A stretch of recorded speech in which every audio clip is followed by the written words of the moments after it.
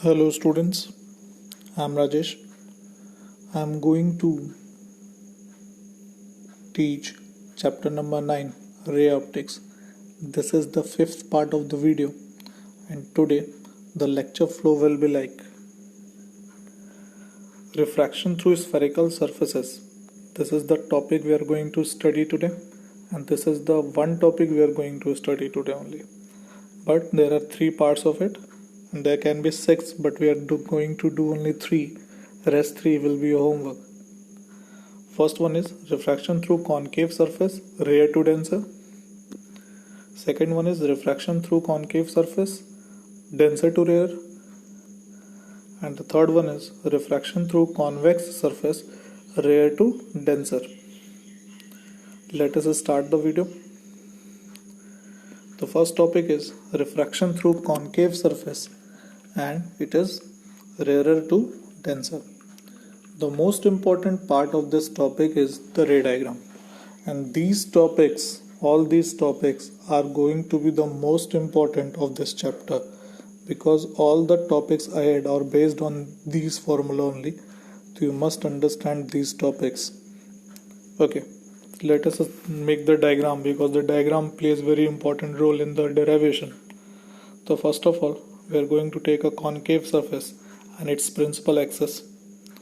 We are going to take an object O in front of the concave surface. Let us take a center of curvature of the surface and one pole. Pole is the line joining pole and center of curvature. It is your principal axis, and on the axis we have taken an object O. Now from O, if a ray is falling on the surface along the principal axis itself, and it goes without deviation. Why is it so? Because it is falling on the surface along the center, and that's why it is normal on the surface. And when a ray comes normal to a surface, it does not suffer refraction. That's why the ray goes without deviation. Now another ray on the surface, and now this ray will suffer diffraction. For diffraction, the ray is moving from rarer medium to denser medium. It will bend towards the normal. But where is the normal? So first of all, we have to draw a normal, and normal will be drawn from center of curvature. And from center of curvature, it will be drawn like this. Now the original path of ray is this way, but it has to be bent towards the normal. The ray will bend towards the normal, and it goes like this. Now you can see refracted green ray and red ray, they are not going to meet anywhere in the future. So what happens? We have to extend the rays behind its path. So what happens? If we extend the ray behind its path, we are going to have a virtual image, and that image is I. In this case, we get a virtual image. Now let us define the angles. The angle made between incident ray and the normal is angle I, angle of incidence. The angle made between refracted ray and the normal, it is R, angle of refraction. From vertically opposite angle, we get a refraction angle in the triangle I. By vertically opposite angle, we have an angle R this side of the surface also. Now let us define some more angles. The object is at alpha. Let us suppose the incident ray makes an angle alpha with the principal axis, beta with the image, gamma with the center of curvature. This will be fixed for all the definitions: alpha for the object, beta for the image, gamma for the center of curvature. Now let us start. Let us define that point of incidence as point A. Now let us start from let the rarer medium is mu1 and let the denser medium be mu2. Now the diagram is completed. Now let us start the derivation. From figure, it is clear that object distance PO is equal to minus u. Why the minus n is taken? Because it is in opposite side of direction of incident light.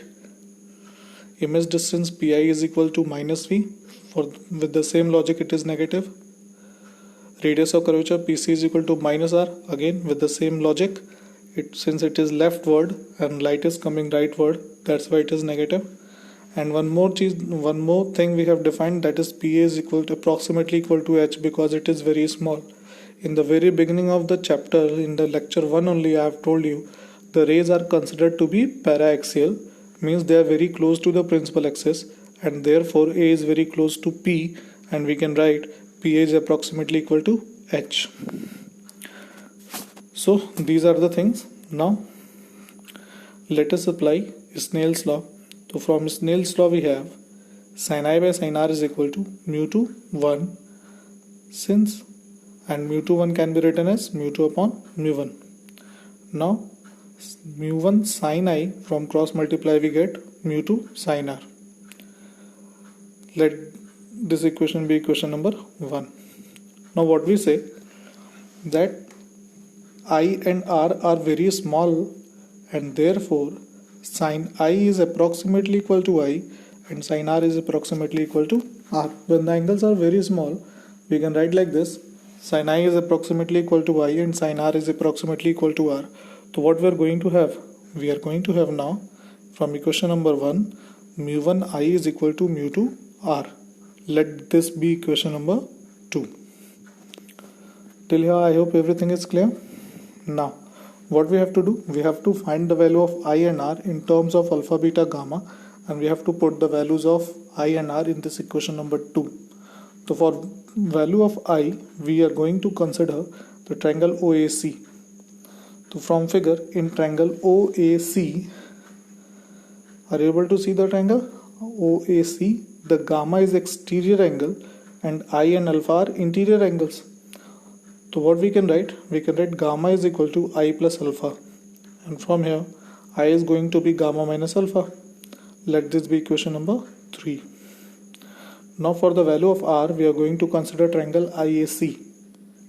Again gamma is exterior angle, beta and r are internal angle. So in triangle IAC, gamma is equal to beta plus r. Now r will be equal to gamma minus beta. Let this be equation number 4. Now we are going to put the value of I and r from equation number 3 and 4 in the equation number 2. So we are going to have from 2, 3 and 4 mu 1 in bracket gamma minus alpha in place of I, mu 2 in bracket gamma minus beta in place of r. Now we are going to multiply it. So we are going to have mu 2 beta minus mu 1 alpha. What I am going to do, I am going to take gamma terms together. So mu 2 beta is transferred from right side to the left side, so it becomes positive. That will become mu 2 beta minus mu 1 alpha, and mu 1 gamma is transferred from left side to right side, so it is positive there. So here it becomes negative. So mu 2 minus mu 1, gamma is taken common. So I am going to have mu 2 beta minus mu 1 alpha is equal to mu 2 minus mu 1 outside the bracket gamma. Let this be equation number 5.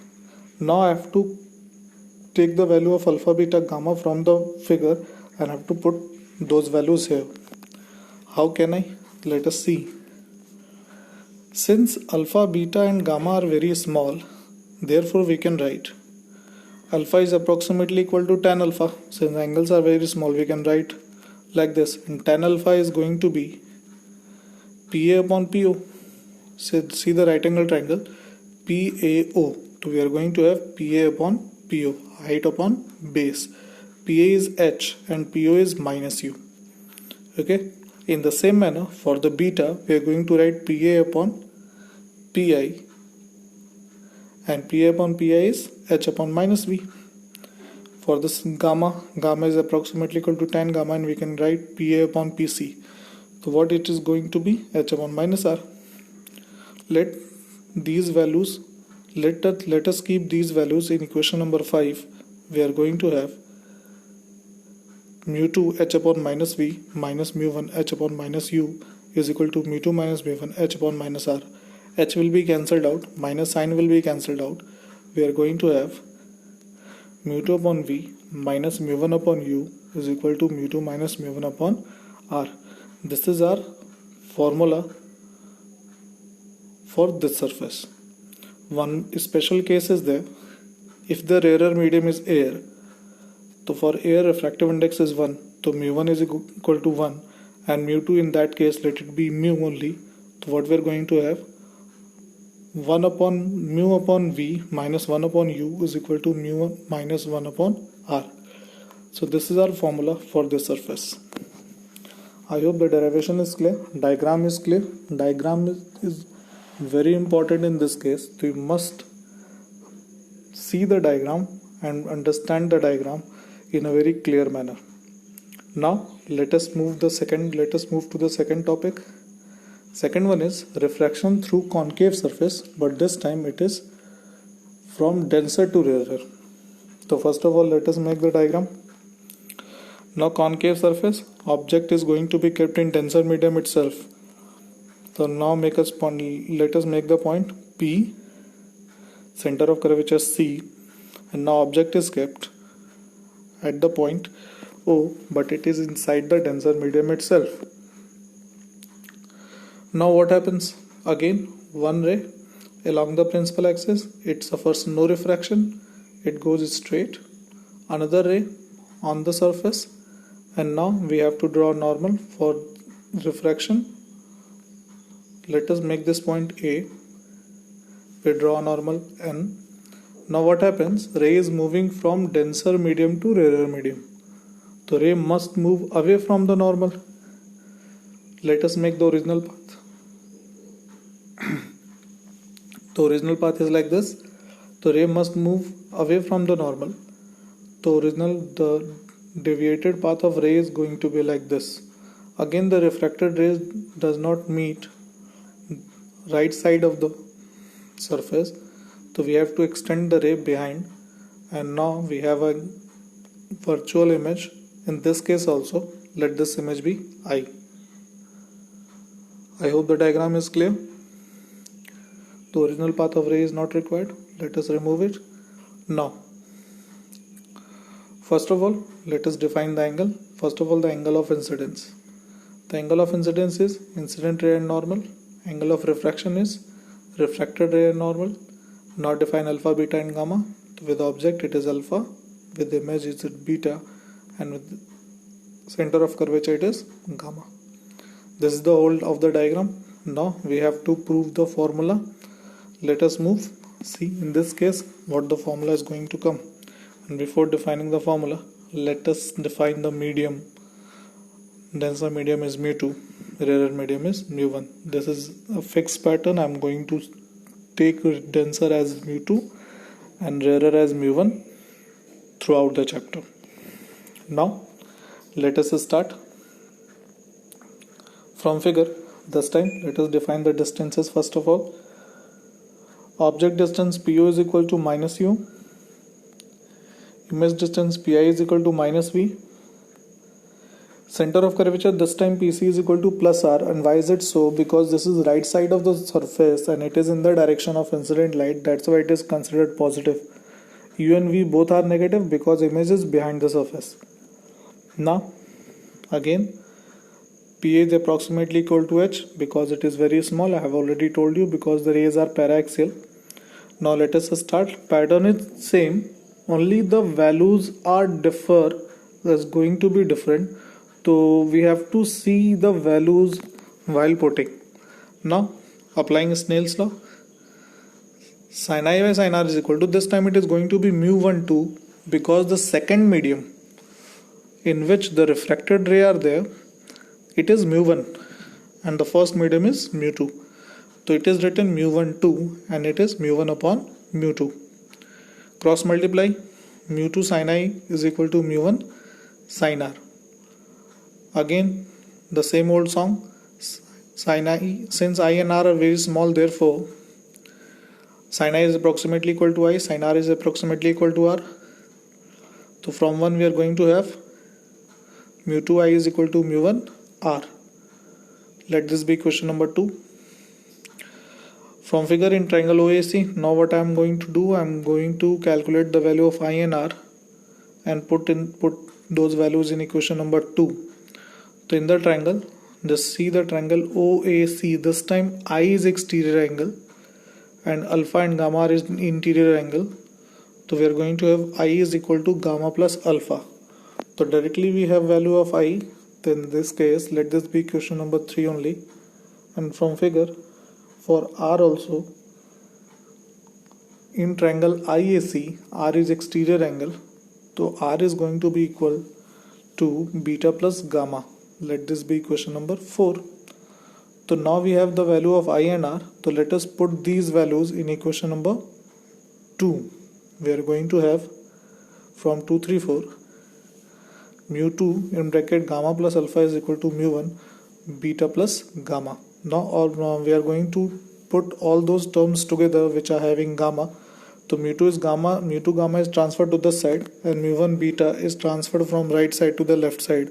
We are going to have mu 2 alpha minus mu 1 beta is equal to mu 1 minus mu 2 outside the bracket gamma.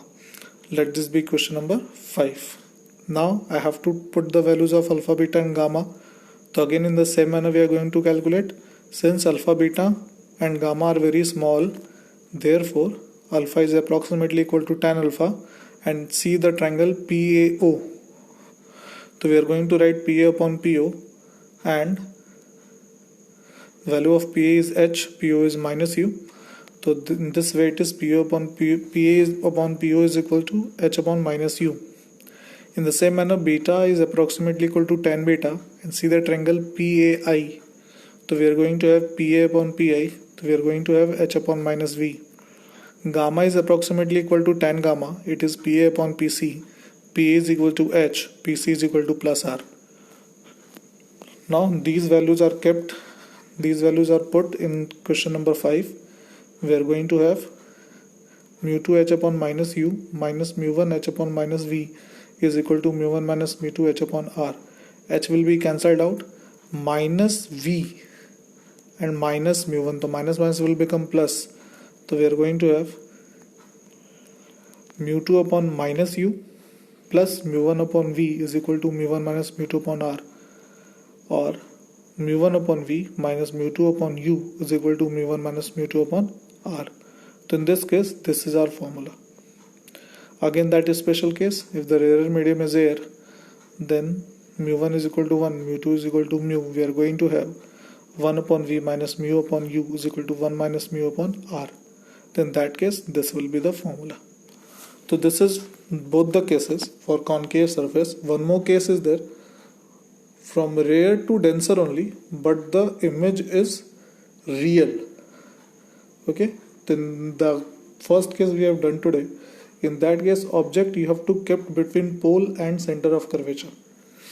So that you have to do in your homework. Now let us do the convex. There are 3 cases of concave, 3 cases of convex. 2 cases of concave I have done. 1 case of convex I am going to do, and rest 3 cases. 1 case of concave and 2 cases of convex you have to do in your home assignment. Now let us move to the third one. And third one is refraction through convex surface. Refraction through convex surface, and it is from rarer to denser. So again, first of all, we have to make the diagram. Let this be the convex surface. Let us define the points, center of curvature, pole, and object is kept in rare medium. The object is this side of the surface, means left side of the surface. Now again, one ray falls on the pole along the principal axis, and it goes along the same path. It suffers no refraction. For the same reason, it is normal on the surface. Again, one ray on the surface. Now this time we have to draw the normal first of all, and then after we can decide where the ray will go. So let us define that point of incidence as A. Let us draw a normal. Let this normal be N. Now what happens? Ray is moving from rare medium to denser medium. The ray must bend towards the normal only. The original path of ray is like this, and it will bend towards the normal. So what happens? It will bend and it will cut the first refracted ray at a point, and that point we are going to have image. So image I, this time it is real. Now we have to define the angles also. So let us define the incident angle I and the refracted angle R. Let us define the alpha, beta and gamma also. So with the object it is alpha, with the image it is beta, and the center of curvature it is gamma. Same method, same proof we are going to do with different values only. Let us go with the refractive index also. Rare mu1, tensor mu2. Now let us start. From figure, PU is minus U, no doubt in that. PI plus V. This time the image is real and it is right side of the pole, so we are going to write it positive. PC is equal to plus R, again for the same reason, it is right side. And PA is approximately equal to H because it is very small, rays are paraxial, that I have explained to you. Now let us apply Snell's law. From Snell's law, sin I by sin R is equal to mu 2 1. Sometime it is mu1 2, sometime it is mu 2 1, so you have to be very clear about it. This time the ray is moving from mu1 to mu2, so you have to write mu2 1. In the previous case ray was moving mu2 to mu1, it was written mu1 2, so no confusion should be there. Mu2 1 can be further written as mu2 upon mu1. Now cross multiply, we are going to have mu1 sin I is equal to mu2 sin R. Since I and R are very small angle, so what we are going to have, sin I is approximately equal to I, sin R is approximately equal to R, so we are going to have mu1 I is equal to mu2 R. Let this be equation number 2. Okay. Now again same process, we have to take the value of I and R from the figure and then we have to put those values in equation number 2. So from figure, in triangle OAC, see this I is exterior angle, alpha and gamma are interior angle, so we are going to have I is equal to gamma plus alpha. This will be your equation number 3. We have to calculate the value of R also from the figure. So let us consider triangle IAC, and that triangle gamma is exterior, R and beta are interior, so we are going to have gamma is equal to beta plus R, or R is equal to gamma minus beta. Let this be equation number 4. Now I have to put the value of I and R in equation number 2, so we are going to have mu1 in bracket gamma plus alpha is equal to mu2 in bracket gamma minus beta. We have to take all the gammas together, so we are going to have mu1 alpha plus mu2 beta is transferred to left hand side, mu1 gamma is transferred to right hand side, so it will become mu2 minus mu1 outside the bracket gamma. Now let this be equation number 5. We have to put the value of alpha, beta and gamma from the figure only. Again from the same logic, alpha, beta and gamma are very small, therefore we are going to have alpha is approximately equal to tan alpha, and that is equal to PA upon PO. PA is equal to H, PO is equal to minus U. Beta is approximately equal to tan beta and it is equal to PA upon PI. PA is H, PI is plus V this time, you have to be careful. Gamma is equal to tan gamma, PA upon PC, H upon plus R. Now we have to put the value of alpha, beta and gamma. Equation number 5, we are going to have mu1 H upon minus U, mu2 H upon V, mu2 minus mu1 H upon R. H will be cancelled out, and by rearranging the above equation, we are going to have mu2 upon V minus mu1 upon U is equal to mu2 minus mu1 upon R. This will be our formula. And if the rare medium is air, so we are going to have mu1 is equal to 1, mu2 is equal to mu, so we are going to have mu upon V minus 1 upon U is equal to mu minus 1 upon R. So this will be our final formula when the rarer medium is air. So 3 derivations we have done. All of them are of similar type. So what are the thing we have to take out, and for different cases is the formula different? Let us see. Let us compare the 3 cases. First case we have studied today, refraction through concave surface, rare to denser. In that case, formula was mu2 upon V minus mu1 upon U is equal to mu2 minus mu1 upon R. Second case we have studied refraction through concave surface, but it was denser to rarer. तो mu1 upon v minus mu2 upon u is equal to mu1 minus mu2 upon r. Third case is refraction through convex surface and it was rarer to denser. The formula is same as the first case. mu2 upon v minus mu1 upon u is equal to mu2 minus mu1 upon r. So is there any pattern you can notice? Yes, there is. From rarer to denser, so rarer is our first medium, denser is our second medium. From denser to rarer, so denser is our first medium, rarer our second medium. That's why mu1 and mu2 are interchanged. So from comparing these, we are going to write our general formula. And what is general formula? Just see. Mu in bracket second upon v minus mu in bracket first upon u is equal to mu second minus mu first upon r. Which is our second medium? Which have the refracted ray. Which is our first medium? Which has our incident ray. Let me clear once again. Second medium is the medium which has refracted ray. First medium is the medium which has incident ray. Okay, so this is our general formula. You have to understand, you have to learn this formula only, and for each and every case this formula can be applied. Okay, now what we have learned today, let us see. The general formula of refraction through a spherical surface is given by mu second upon v minus mu first upon u is equal to mu second minus mu first upon r. Which is our second, which is our first? The medium which consists the incident ray is called first, and the medium which consists the refracted ray is second medium.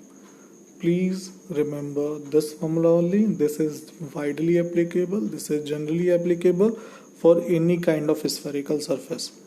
Instead of mu1 mu2, just learn the formula like this. Okay, this is all for today. Let us see what is the home assignment for today. Derive the relation between distance of object, distance of image, and radius of curvature of a convex surface when refraction takes place from rarer medium to denser medium and image is real. Okay, you have to see that image should be real also. You have to place the object so that the image must be real. Second question is same as the first one, but only difference is there is a difference, and the difference is the image formed in this case is virtual. Let me give you a hint. In one case the object is between pole and center of curvature. Another case the object will be beyond center of curvature. Which case, where should be the object? You have to find by yourself. Let me give you a numerical also based on today's formula. A small air bubble is formed inside a glass sphere of refractive index 1.5 and of diameter 2 cm. If the bubble appears to be 1 cm from the surface when looked at along the diameter, find the position of the bubble. Bubble appears to be at 1 cm from the surface on the diameter, so you have to find the real position of the bubble. Means image position is given, refractive index is given, since diameter is given, so from there you can calculate your radius of curvature, and from this you have to find the real position. Means you have to find the object distance. Okay, so this is all for today. In the next video I am going to do lens maker's formula, which is the most important topic of the chapter. Be very present in that next video, and moreover the lens maker formula is based on the formula which we have learned today. So today's video and the next video are going to be very crucial in this chapter. This is all for today. Hope you are doing well. Thank you.